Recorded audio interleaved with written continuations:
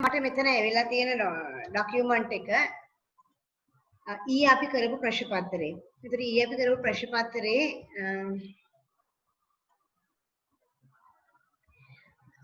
මෙන්න මෙතන ඉඳන් මම යන්න කැමතියි.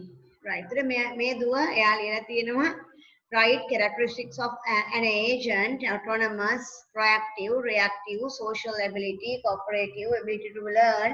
ඒ ඔක්කොම දාලා තියෙනවා. ඊට පස්සේ අපි මෙතනට ගියා. මෙතනට ගියාන් පස්සේ එතන අපි ඊයේ මේ කොටස සම්පූර්ණ කළා ටේබල් එක අපි ඔක්කොම එකතු වෙලා හැදුවා නේද? අපි මේ ටේබල් එක හැදුවා. එතෙන්දී student ID, student name, ඒ වගේම door, street, city, state, pin, date of birth ඔය ටික ඔක්කොම ගත්තා. ඒ වගේම මෙතන ආවා descriptive attribute එකක්. ඒකත් අපි ගත්තා year කියලා composite key එකක් එක්ක අරන් තියෙනවා. අපි යමු ඊළඟ ප්‍රශ්නෙත් අපි සාකච්ඡා කරා. එතනදී explain two integrity constraints ගැන කතා කරා. අපි මේකෙදි මම presentation එකක් පෙන්නලා ඔයගලන්ට පෙන්නුවා. domain constraint ගන්න පුළුවන්. මෙතන ඔයාට අහන්නේ example එකකදී ඔයාට key constraint ගන්න පුළුවන්. key constraint, primary key constraint එක පෙන්නලා තියෙනවා. මෙතනින් ගන්න පුළුවන් ඒවා විතරයි ගන්න පුළුවන් වෙන්නේ. table එක හැදුවට පස්සේ ඔයාට foreign key constraint ගන්නත් පුළුවන්. right? domain constraint ගන්න char ගන්න නම් අපිට මෙතන විස්තර දීලා නැහැ char කියන එක. ඒතර මේක ගන්න පුළුවන්ද කියන එක ගැටලුවක් නේ. මොකද අපි දන්නේ නැහැනේ මේක char ඒ level එකට අපිට උත්තරේ දීලා නැහැනේ මෙතන ප්‍රශ්නේදී. ඒතර මම හිතනවා අපිට foreign key and primary key කියන එක පේනවා. මෙතනින් ගන්න පුළුවන්. වෙන මොකුත් ගන්න අමාරුයි නේද එතන. එතකොට මිනුකි දුව ඉන්න නිසා ඔයා කියන්නේ ඇයි ඔයා domain constraint එක යටතේ data type එක පාවිච්චි කරේ ඔයා assumption එකක් ගිහිල්ලා නේද? ඒ කියන්නේ student name, character, වාචා පාවිච්චි කරනවා කියලා ගිය නිසා. දැන් ඇත්තටම table එක මෙන්න මේ ප්‍රශ්නේ දුව මේ ප්‍රශ්නේ අහුවනම් මෙතන ඒ කියන්නේ මේ table එක හැදුවට පස්සේ අහුවනම් සාර්ථක වෙන්න තිබුණා. එහෙමනම් ඔයාලා domain constraint දාන්නේ මොකද මෙතෙන්දීනේ අපි char කියන එක තීරණය කරන්නේ. අන්න ඒ වගේ ප්‍රශ්නවල තියෙනවා මේ ප්‍රශ්න අහන level එක. දැන් මේ ප්‍රශ්නේ අහන්න අපිට තිබුණා මෙතනින් පස්සේ. මොකද table එක හැදුවට පස්සේ ලිව්වනම් ඔයාලට char වාචා කියන එක domain constraint එකක් විදිහට ගන්න තිබුණා. විනුකි ඉන්නව නේද දුව? ඔයාලට තේරෙනවද මම කියපු තැන අපිට? මිස්. ඔව්. එතකොට ඔව් මිස් එතන ඒකේ වැරද්දක් තියෙනවා. ඔව්. ඒතර මේ ප්‍රශ්නේ වැරද්දකුත් තියෙනවා. ප්‍රශ්නේ ගන්න තිබුණා පහළට. එහෙමනම් වගේ උත් එහෙමනම් මම මෙතනින් දානුනේ මේ domain constraint කියන එක මේ මෙතනින් එන්නේ නැහැ නේද? උඩ එකෙන් එන්නේ නැහැ නේද කියන එක ගන්න පුළුවන්. හරි. දුව ඊට පස්සේ අපි මෙතනට යමු. මෙතන හොඳ ප්‍රශ්නයක් අහලා තිබුණා. අපි ඒක භාෂා දෙකෙන්ම ඉන්න හින්දා අපි ප්‍රශ්න පත්‍රය ඔයාලට මම දීලා තියෙනවා. ඒකට යන්න පුළුවන්.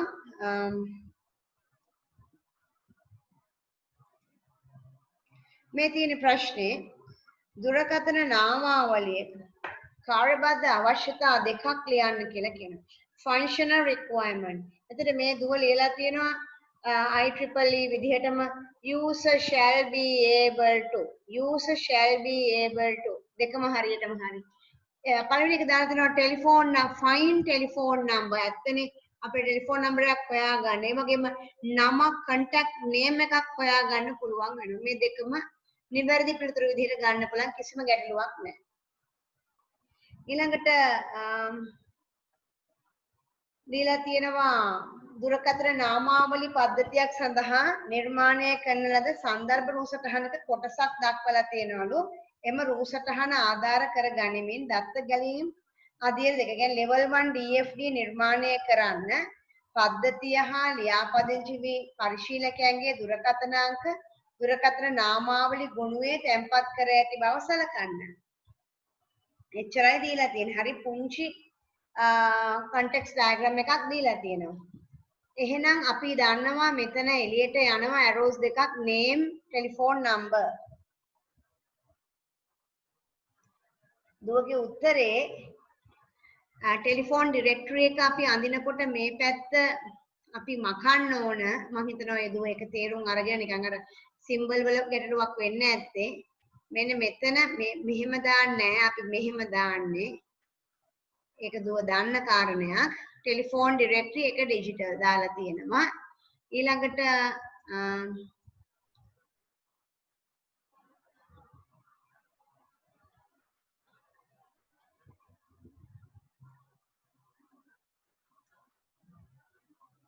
right name telephone number මේ දෙක ගිහිල්ලා තියෙනවා එකට ලකුණු ගන්න පුළුවන් ඊළඟට මෙතන system කියලා ලියන්න ඕනේ නැහැ මොකද ඒක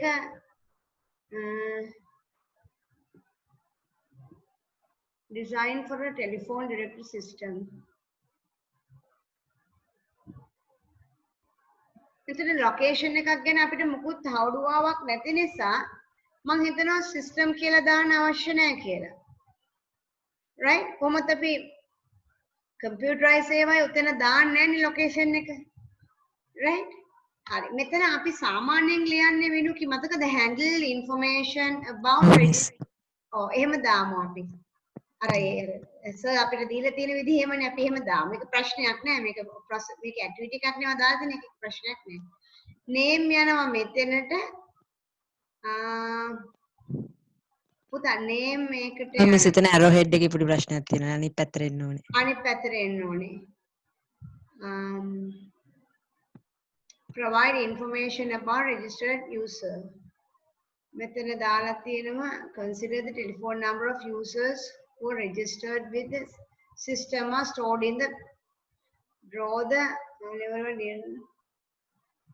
telephone number system names ඇතුළට දානකොට යාට ඕනි වෙන්නේ telephone numbers එතකොට telephone directory එකෙන්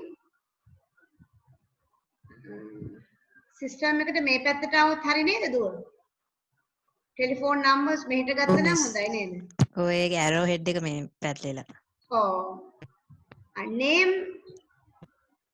name එක කමක් නැහැ ගියාට නේද මිස් ඒක අර නැත්තම් ඉන්ෆර්මේෂන් එක රිට්‍රීව් කරන්න විදිහක් නැහැ නේ තේන name කියලා දෙන්න තු name එක හරි මේක විතරයි වැරදි නේද දුව ඔව් මිස් එතන අර arrow head එකේ පැත්තේ arrow head එක විතරයි මේ චුට්ට විතරයි වැරදි ඊටු ටික ඔක්කොම හරි හරි එතකොට දැන් මේක දුවට රීඩ්‍රෝ කරලා Google Classroom එකට දාන්න මෙතන මේ ඉරත් දාන්න එපා දුව අපි අඳිනකොට හරි මිස් මේ නෑ මම ඒක මේ white කරා ඒක මේ මේකේ වෙලා නෑ හරි කොටුවක් වෙන්නේ නැතුව අඳින්න නැත්තේ හරි ඔව් හරි පුතා මෙතනත් අපි සිස්ටම් කියලා නොලියයි ඉමු නේද අපිට මුකුත් ලොකේෂන් එකක් ගැන ඔය තන ලොකේෂන් නැති හින්දා මං අර මුකුත් නැති හින්දා තන නිකන් සිස්ටම් කියලා කරන්න දුව ඔව් අපි ඩිජිටල් සිස්ටම්ස් වල සාමාන්‍යයෙන් ලොකේෂන් එක දාන්නේ නැහැ දුව right අපි මෙතන empty කරනවා මතකයිනේ අර මේ අපි මතකද අපි logical නැතුව physical එක යන්න මතකද physical එක කරනකොට අපි කරන වෙනස්කම් ටිකක් මතකද ඔයාලට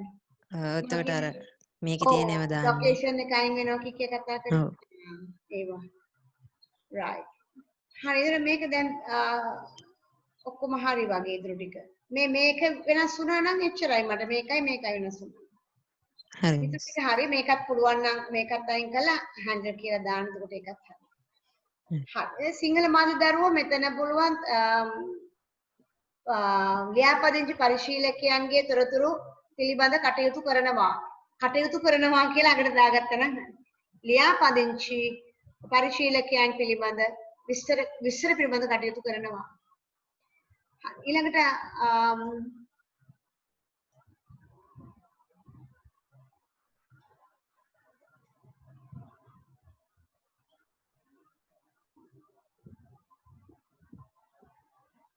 නව පද්ධතියේ දෝෂ පරීක්ෂා කරන අධීරයේදී සේවා දායකයා විසින් පරිශීලකයාගේ නමක් ලබා දී අදාළ දුරකථන අංකය ලැබේදයි පරීක්ෂා කරන ලදී. මෙම පරීක්ෂාව කාල වංශ පරීක්ෂාව හා ශ්වේත වංශ පරීක්ෂාව අතර කුමන ක්‍රමෝපායට අයිති වෙනවද කියලා අහනවා. සාමාන්‍යයෙන් අපි දන්න දෙයක් තමයි අදාළ ඉන්පුට් එක ලබා දීලා මොනවා හරි වෙන්න ඇරලා ප්‍රොසෙස් වෙනවා ඊට පස්සේ අපි අවුට්පුට් එක බලලා අපි එක්ස්පෙක්ට් කරන අවුට්පුට් එකට සමානද කියලා චෙක් කරලා බලනවා එතකොට අපි ඔය ක්‍රමය පාවිච්චි කරන්නේ මොකේද? black box test වලදී. මොකේද? black box test වලදී පාවිච්චි කරන්නේ. එතකොට මේ දුවගේ ආන්සර් එක ගාවට අපි යමු බලන්න. එයාගේ ආන්සර් එක හරියටම හරි black box test, right? Because they only test input synchronized with the output. Input එක අදාළ output එකත් එක්ක synchronize වෙනවද කියලා. expected output එකත් එක්ක. ඒකයි වань. ඒතර පුතේ වගුවක් දැම්මනම් කතාව තව පැහැදිලි වෙනවා. ඒ වගුවේ තියෙනවා input කියලා. අදාළ input ටික ලියන්න ඕනේ. output කියලා ලියලා තියෙනවා. ඒ වගේම expected output කියලා ලියලා තියෙනවා. එතකොට අදාළ input එකයි output එකයි expect කරන output එකයි බලනවා. බලලා තමයි කාලමංජුසා එතන black box එකේදී කරන්නේ. ඒ කියන්නේ ලැබෙන තමන්ට ලැබෙන මේ ප්‍රතිඵලය ඒ විදිහටම ලැබෙයිද කියලා බලනවා. ඒකයි කරන්නේ. ඒතර ඕක ඔයා හොඳට දැනගත යුතු වෙනවා. මෙතනදී ඔබ මේ පරීක්ෂාව කරනවා නම් ඔබට තොරතුරු තාක්ෂණ දැනුම programming knowledge එක අවශ්‍ය වෙන්නේ නැහැ.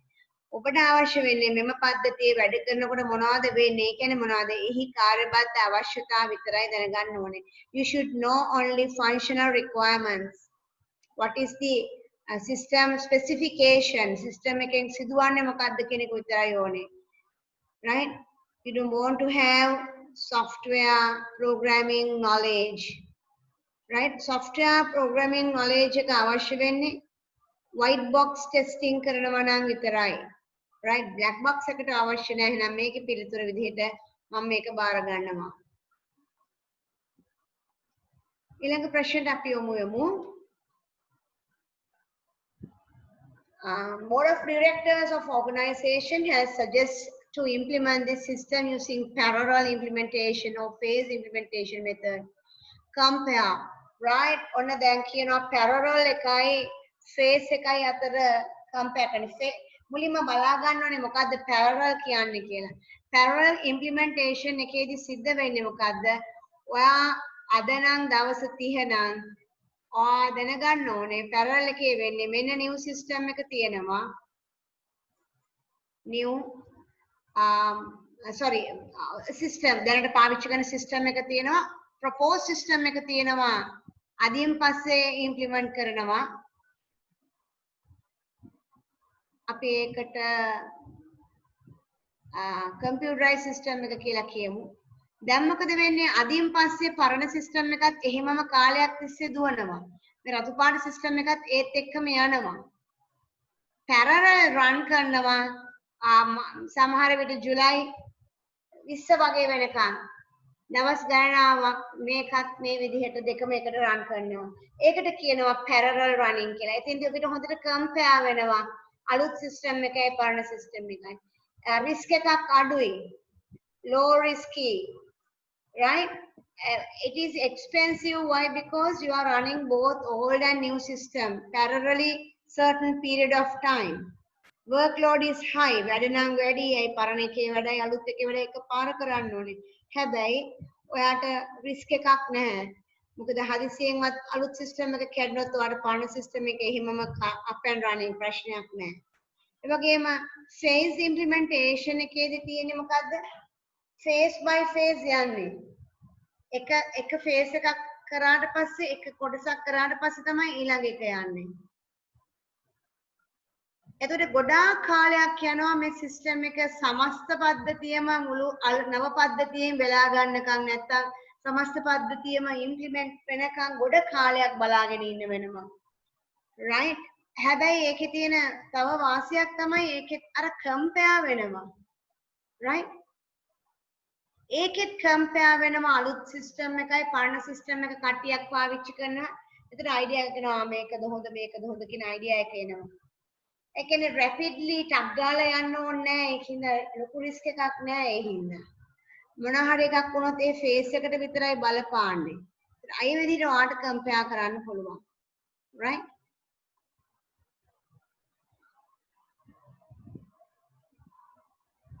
phase implementation, you can say here implementation phase expensive, make a hurry. but parallel implementation less time consume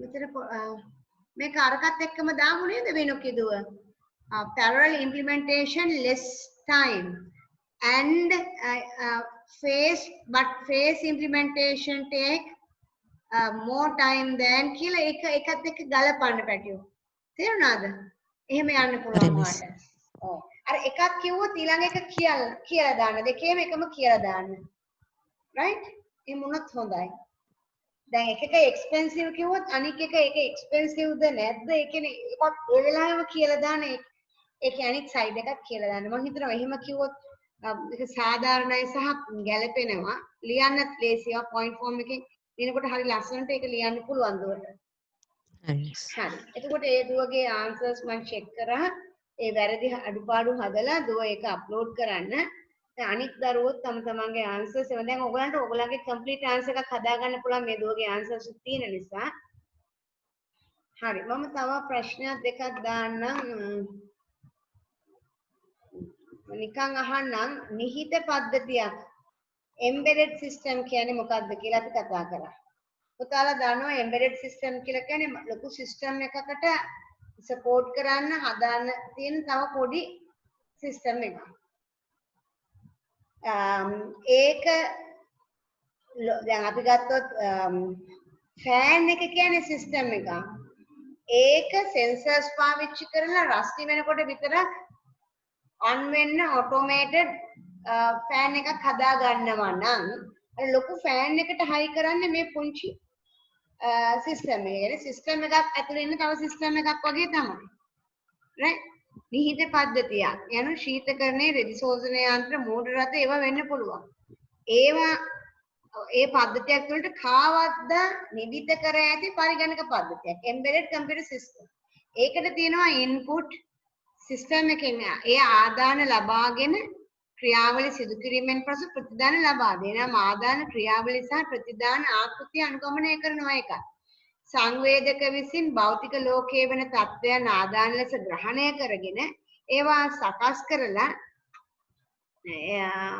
ප්‍රතිදානයක් ලබලා දෙනවා. ප්‍රතිදානය මගින් යෝජක කියන්නේ ඇක්චුවේටර්ස් ක්‍රියා කරලා එමගින් උෂ්ණත්වය වේගය ආලෝකය වෙන තත්ත්ව පාලනය කරනවා. ඒ කියන්නේ භෞතික පරිසරයේම ගෙන් දත්ත අරගෙන භෞතික පරිසරයේම වෙනස් කරන පද්ධති. හැබැයි තව ලොකු පද්ධතියකට කාවද්දලා තියෙන්නේ. එබැවින් නිහිත පද්ධති භෞතික පරිගණනය ෆිසිකල් කම්පියුටින් සිදු කරයි. මේ රූපය බලන්න ෆිසිකල් සිස්ටම් එක මේ කන්ට්‍රෝල් එක ඇක්චුවේටර් එක. තව ලස්සන පින්තූරයක් ගන්න පුළුවන් ඉන්පුට් ගන්න පුළුවන් පරිසරයෙන් ප්‍රොසෙස් කරලා ෆෑන් එකක් ක්‍රියාත්මක කරනවා. right? Hari, අපි English medium අයට embedded system is a computer system embedded into some other systems such as refrigerator, washing machine, car, etc. It follows input process output IPO model. Sensors capture the status of the physical world as input. Processor process them according to the programs process and produce output. They are output එක produce කරනවා. output වලින් මොකද කරන්නේ? right actuators වලින් control කරනවා physical world එක. speed, light ඒ වගේ physical world එකට එයාට පුළුවන් ඒවා වෙනස් කරන්න පුළුවන්. එතකොට ඕක තමයි embedded system කියලා ඔයගලන්ට කියලා දෙන්න තියෙන්නේ. එතකොට මේකේ මේ presentation එකේ තියෙන මේ රූප සටහන් දිහා බලන්න මේ sensors controller actuator පුතාලා ඒක තේරුම් ගන්න.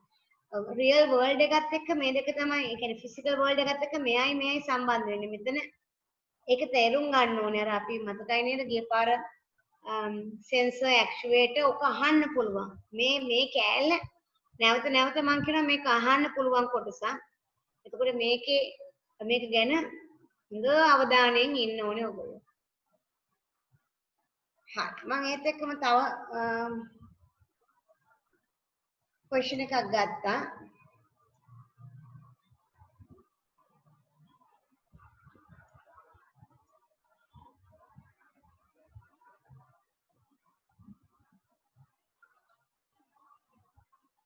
ඔයගලන්ට මේ දීලා තියෙනවා මේ ලියන්න අවස්ථාව මට දෙන්න 25 ඍණ 7 8 bit 2's complement මුලින්ම 25 හදාගන්න බයිනරි කරගන්න බෑ මෙතන ඉක්මනට බයිනරි කරන්න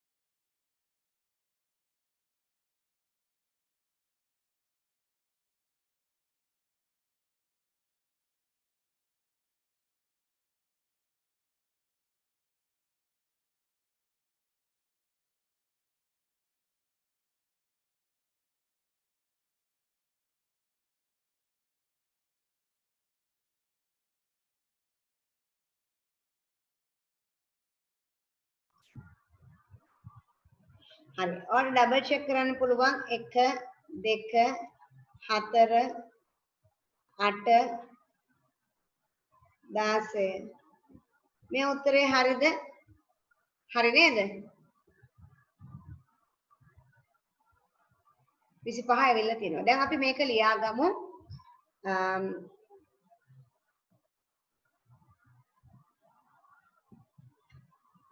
මෙහෙම ලියමු ඔයගලන්ට පුළුවන් ඒක ඔයගලන්ට මාත් එක හදන්න පුළුවන් දැන් මේක හදනකොට නිකන් ඉන්න පාටක් ගාලා උත්තරේ හදලා බලන්න පොතේ හදන්න එක්කෙනෙක් හදනකොට එහෙම ලෑස්ති වෙන්න 1 2 3 4 5 මදි හරියට බිංදු දානවා 5 6 7 8 එහෙනම් මොකද මුලින්ම කරේ බයිනරි කරා ඊට පස්සේ 8 bit වලට කන්වර්ට් කරා ඊට පස්සේ ඉන්වර්ට් කරනවා බිංදුව 1 1 1 1 1 1 1 ඊට පස්සේ අගට එකක් එකතු කරනවා very good නියමයි 1 1 1 1 1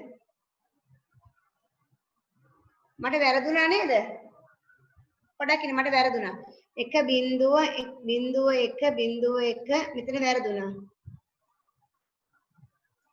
හරි මාරු කරනවා බිංදුව 1 කරනවා 1 බිංදුව කරනවා මාරු කරනවා මගේ අතින් මෙතන වැරදුනා හරි දැන් දුව හරි මෙතන හරි පුතා හරි මෙතන හරි දැන් ඔක කොහොම තියාගන්න පොඩ්ඩක් මකන්න එපා හරි දැන් මේ ටික මකන්නම් මං හරි දැන් ඔයාට 25 ඍණ 25 උත්තරේ ආවනේ හරි දැන් ඍණ 7ක් ගන්න ඕනේ නේ ඔය වගේ ඍණ 7 අපි දන්න කියන එකනේ 1 1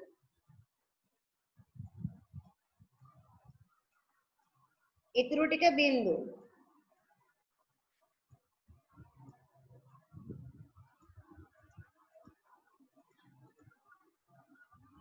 very good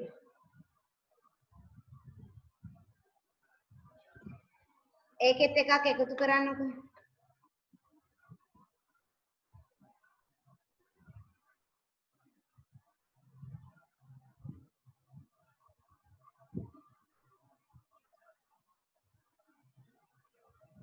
හරි කවුන්ට් කරලා බලන්න 1 2 3 4 5 6 7 8 දැන් ඔයාට එනවා උත්තරයක් ඍණ 7 උත්තරයක් එනවා මෙන්න මේ විදිහට මම දැන්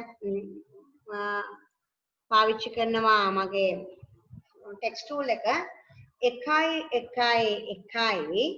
1 බිංදුවයි 1 ඒක උත්තරයක් දෙවෙනි උත්තරේ 1 1 බිංදු 2 1 1 ඔන්න උත්තර දෙක ඇවිල්ලා තියෙනවා දැන් ඔයාලා හොඳට පේනවා මම මේ ගත්ත මම දැන් බෝඩ් එකේ මම මේ විදිහට එකතු කරන්නයි හදන්නේ ඔයාලට මේ පේන්නේ මේ මම උඩින් ලියලා තියෙන්නේ 7 ඍණ 7 මම යටින් ලියලා තියෙන්නේ ඍණ 25. දැන් දෙකම එකතු කරනවා 1 1 බිඳුවයි 1යි. 1 1 බිඳුවයි 1යි. 1 1 බිඳුවයි 1යි. 1 1 බිඳුවයි 1යි. 1 1 බිඳුවයි 1යි. එකේව තුනක් කියන්නේ 1යි අරන් යනවා 1ක්. එකේව තුනක් කියන්නේ 1යි අරන් යනවා 1ක්. එකේව තුනක් කියන්නේ 1යි යනවා එළියට ඒක ඩිස්කාඩ් වෙනවා. පිළිතුර වෙන්නේ එකේ ඒවා 3යි බිංදු 5යි.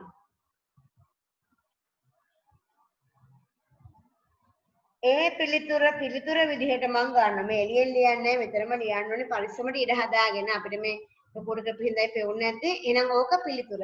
දැන් ඔයා හරියටම බලන්න ඕනේ ඍණ 25 ඍණ 7 උත්තරේ ඩෙසිමල් වලින් ඒකද එන්නේ කියලා බලන්න ඕනේ. කීයද එන්නේ ඩෙසිමල් වලින් උත්තරේ? අපි ඒකත් බලමු. මොකද කරන්න ඕනේ 1 1 1 1 1 බිඳුවයි බිඳුවයි බිඳුවයි. අපි දන්නවා ඉස්සරහට එකක් ආවයි කියන්නේ ඍණ උත්තරයක් ඇවිල්ලා තියෙන්නේ. දැන් මම මාරු කරනවා. මාරු කරලා එකක් එකතු කරනවා.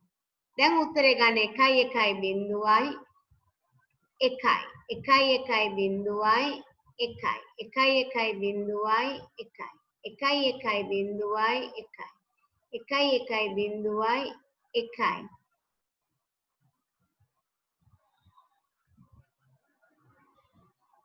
1 1 බිඳුවයි 1යි. 1 1 බිඳුවයි 1යි.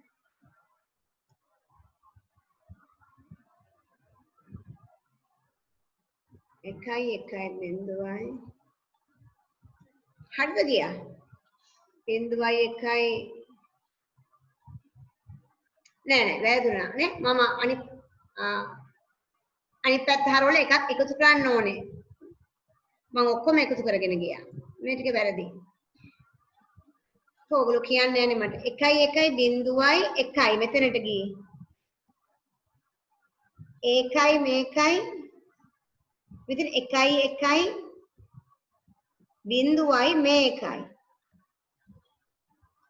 1 1 බිඳුවයි අරන් යනවා එකක් 1 1 බිඳුවයි අරන් යන බිට් එක 1 1 බිඳුවයි අරන් යන බිට් එක 1 1 බිඳුවයි අරන් යන බිට් එක 1 1 බිඳුවයි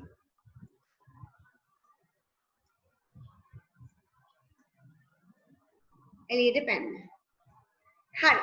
දැන් මෙතන 1යි දෙන්නේ.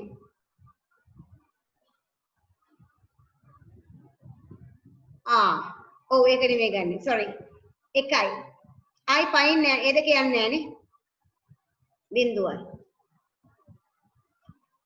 හරි. right. මොකක්ද උත්තරේ එතකොට? 1 2 4 8 16 32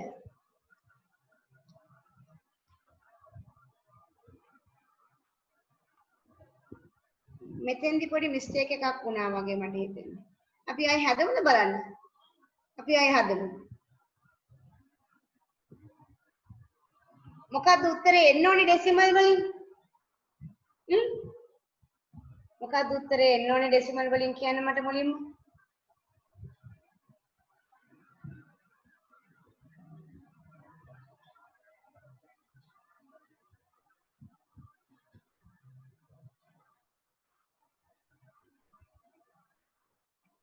ඍණ 32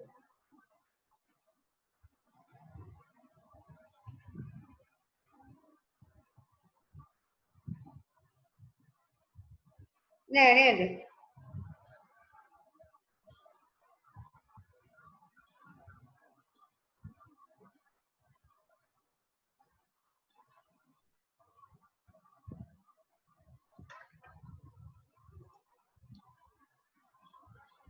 මෙතන වැරදුනේ කොතෙන්ද කියලා ආයෙ චුට්ටක් බලමුද අපි? මේ ටික චුට්ටක් ක්ලියර් කරගමු අපිට ආපු උත්තරේ ගන්න. මේ උත්තරේ හරි නේද පුතේ? මෙතනටකන් හරි නේද? 1.1 හරි මේ ටික හරි. එහෙනම් 1.3.5 එන්න ඕනේ. 1.3.5 එන්න ඕනේ. එතකොට ඒක ඉන්වර්ට් කරන්න ඕනේ. හරි ලියන්න බලන්න පුතා. 1.3.5. ගන්න බලන්න. ඊට පස්සේ ඒක මාරු කරන්න. very good.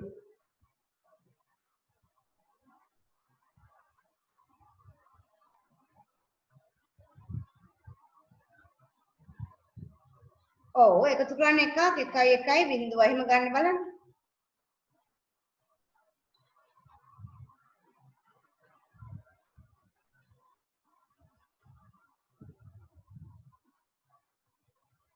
ඔව්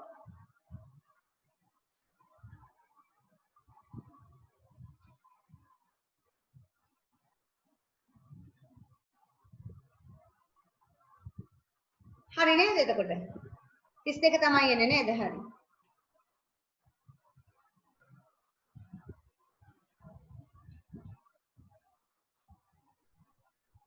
මේ ටික ගන්න බෑ 0 1 2 4 8 නෑ 1 2 4 1 2 4 8 10 හරි 32යි right හරි එහෙනම් අපි යමු ඊළඟ question එකට right ඊළඟට අහනවා state the type of each of following e-business transaction and give a reason for your choice Amila develop and sell a website to AMS company Amila කියලා කියන්නේ කවුද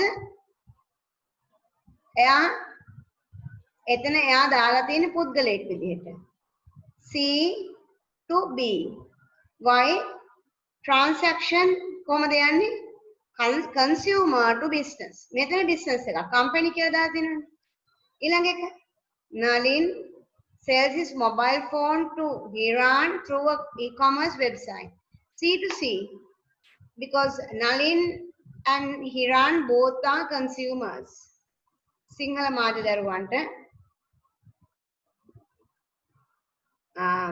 අමිල AMS සමාගම සඳහා වෙබ් අඩවියක් සංවර්ධන කර ඒගොල්ලන්ට විකුණනවා කියන එක. ඒ වගේම නලින් තම ජංගම දුරකථනයේ විද්‍යුත් වාණිජ්‍ය වෙබ් අඩවියක් මගින් හිරාන් වෙත විකිණීම. හරි ඊළඟට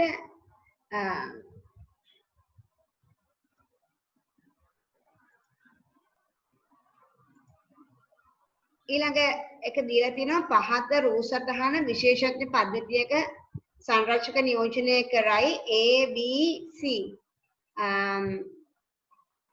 the following diagram represents the main components of expert system identify components indicated by letter A B C and in the above diagram කාටද කියන්න පුළුවන් A කියන්නේ මොකක්ද කියලා මොකක්ද A කියන්නේ මේ මොකද්ද interface අන්තර් මුහුණත interface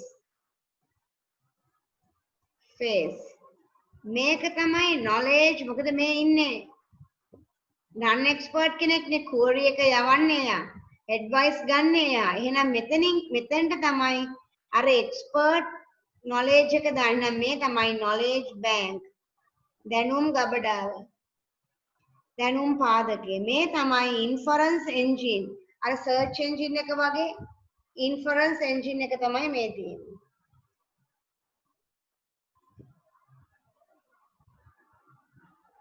හරි ඊළඟට තව ලස්සන ප්‍රශ්නයක්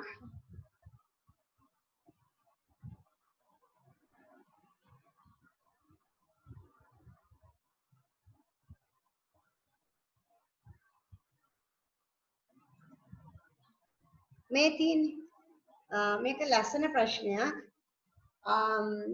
normalize මෙතන අහනවා පහක් දක්වා ඇති ඒ වගුවේ අඩංගු ප්‍රකාශන වඩාත්ම ගැළපෙන පිළිතුර හොයන්න කියලා ප්‍රථම ප්‍රමිතිකරණයේ පවතින වගුව දත්ත පාදක පරිශීලක දෙවනි ප්‍රමිතිකරණයේ වගුව භූතාර්ථ ආංශික පරායත්ත ශූන්‍ය ප්‍රමිතිකරණයේ පවතින වගුව දැන් මේක හොඳට කියෝලා උත්තර දෙන්න. multi value attribute සහිත උපලක්ෂණ හෝ අනුපිටපත් සහිත උපලකි අඩංගුව.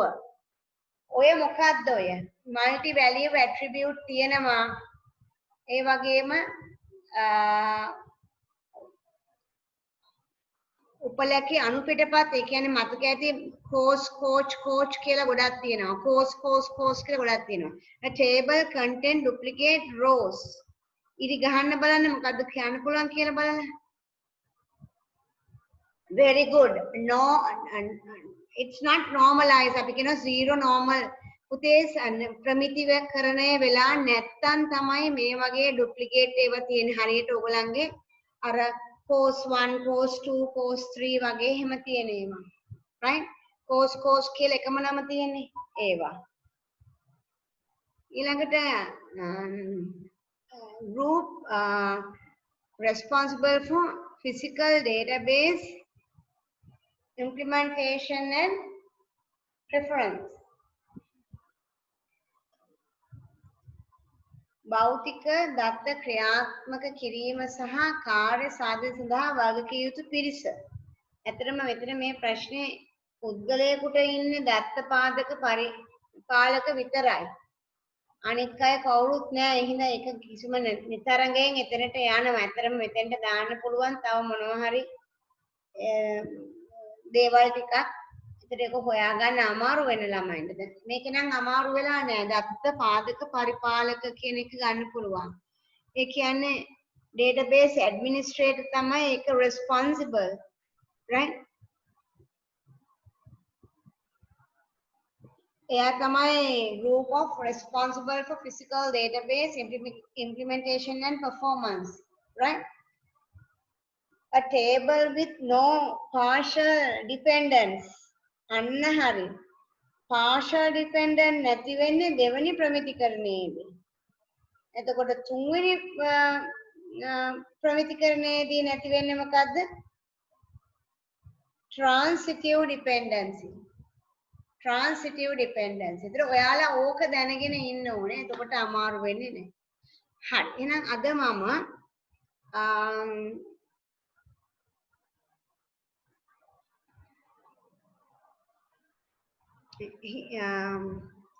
උත්තර දාලා තියෙනවා අර normal මේ two's complement එකේ උත්තර දාලා තියෙනවා පුතාලා.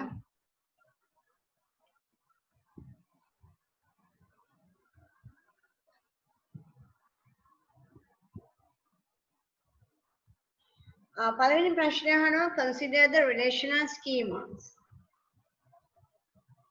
given below. member ID, member name, address, telephone number, ISBN, author, book name, price, borrowed date. State the problem with the occur when all data stored in single table. ඔක්කොම එක වගුවේ තියෙනකොට very good. waste of storage, data duplication, inconsistence නේද? මේක තමයි ඇත්තටම උත්තරේ data duplication. right? suggest the suitable method to solve the problem. මොකද පුතේ මේකේ උත්තරේ normalization නේද? ඒ කියන්නේ divide the entire single table into a smaller table. normalization. explain how you solve the above problem given. මේකෙන් හදන්න පොඩි table ටික. member ට වෙනම දාන්න පුළුවන්. book එකට වෙනම දාන්න පුළුවන්. නේද? එහෙම ගන්න පුළුවන්. ඒතර මේ ටේබල් දෙකකට යන්න පුළුවන්. borrow වලට වෙනම එකක් යන්න පුළුවන්. මොකද many to many එකක් විදිහට දාන්න පුළුවන් borrowing කියලා. මොකද ඒක තමයි අතරම ටේබල් තුනකට යන්න පුළුවන්. එතකොට member ID එකනොයි. ඒතර මම ඒක හදන්නම් මෙහෙම. ඔයාලට මේක ගන්න පුළුවන්. මේ තුන්වෙනි එකේ පිළිතුර විදිහට මම ගන්න හදන්නේ. ඔයාලට ගන්න පුළුවන් member කියලා එකක්. member කියන එක අරගෙන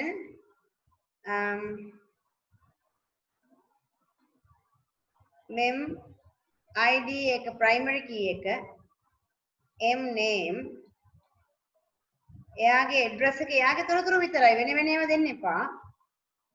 tell number ඔච්චරයි member ට තියෙන්නේ. member එක තියෙන ඔච්චරයි. ඊට පස්සේ ඔයාට ගන්න පුළුවන් book කියන එකට. book එක හොයා ගන්න පුළුවන් වෙනම ISBN එකෙන්.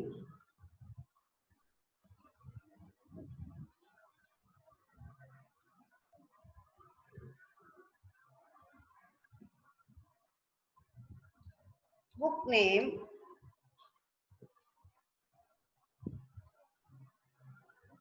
ඒ පොතේ විස්තර විතරයි ඒකේ තියෙන්නේ.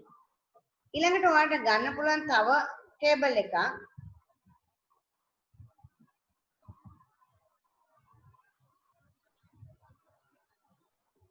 borrow කියන ටේබල් එක. ඒකට ගන්නවා එහා පැත්තෙන් member ID එක. මෙහා පැත්තෙන් ISBN එක. වැඩිපුර එකක් විදිහට borrowed date. ඔහොම ගන්න පුළුවන් නේද දැන්? right. දැන් මම primary keys වලට underline කරනවා.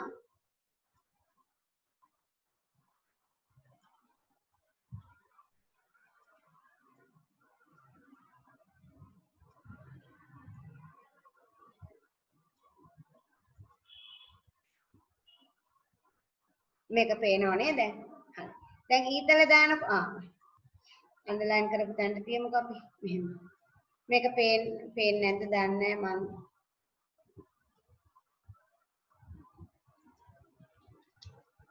ඒක දැන් ගහන්න බෑ.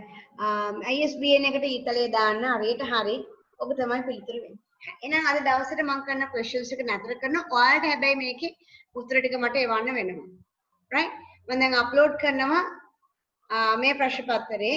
ඒකේ ඉතුරු ටිකත් ඔයගොල්ලන්ට ගන්න පුළුවන් වෙන්න ඕනේ. right?